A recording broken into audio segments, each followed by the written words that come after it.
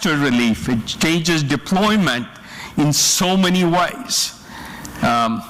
So when you think of innovation or infrastructure in societal ways and the impact it can have, when we think about infrastructure in space, we've heard a lot of interesting conversations. We've had startups talking about manufacturing in space, communications, some of the bottlenecks. Even after this conversation, we're going to announce who the Air Force considers to be some of the most compelling startup ideas.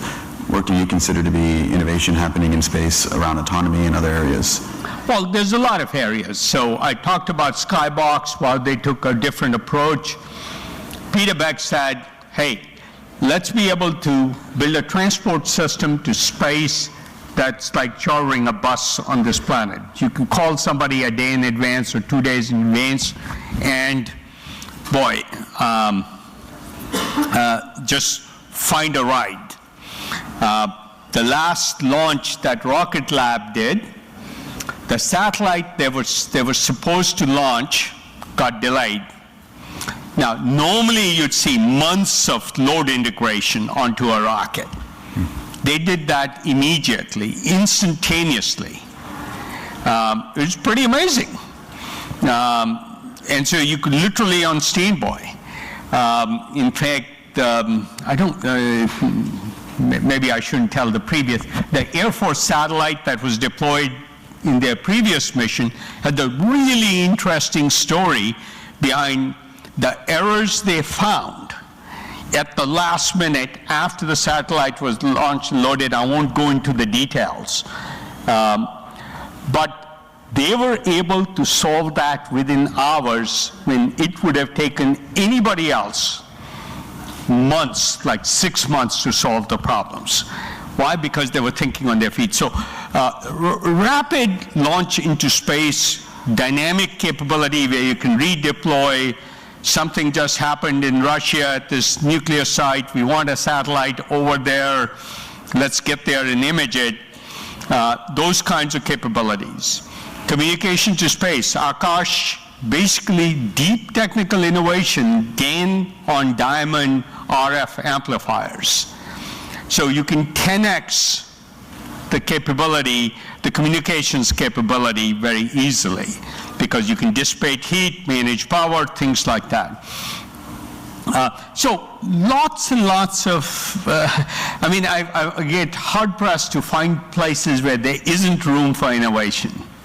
And obviously we're past the hype curve of AI and machine learning. How do you see those applications in the infrastructure that we were just talking about? Do you see that in every pitch now that you have? Can you even get a pitch that doesn't have AI even included in it anymore? Let me give you a broader perspective on that. One of the things that people don't pay enough attention to is when there's multiple factors going into the rate at which you can do things, the innovative things you can do, the rate of innovation explodes. What do I mean? Well, AI is interesting. It's massive capability. So, new capability. But AI with 3D printing, that's even more interesting.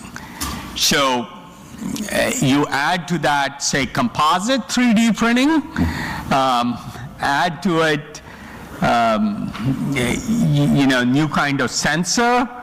I'll give you an example. Like, innovation's hiding in unusual places. So, everybody has looked at the camera as normal imaging. You take an image. Turns out there's orders of magnitude more information in an image than people extract from it. If you do RGB, red, green, blue, good data. You do hyperspectral imaging, more data. Imagine if you looked at the polarization of each ray. People would be shocked how much information. So we're building a polarization sensor. And by the way, when Polaroid, the company, started, the main mission was to exploit, for Edward Land, was exploiting polarization of light, not imaging of light. He gave up, but the technologies weren't there. But the name Polaroid came from polarization. And so we're building a polarization sensor that is just as cost-effective as a regular sensor, but you might be able to do 3D depth imaging very easily of a polarization sensor.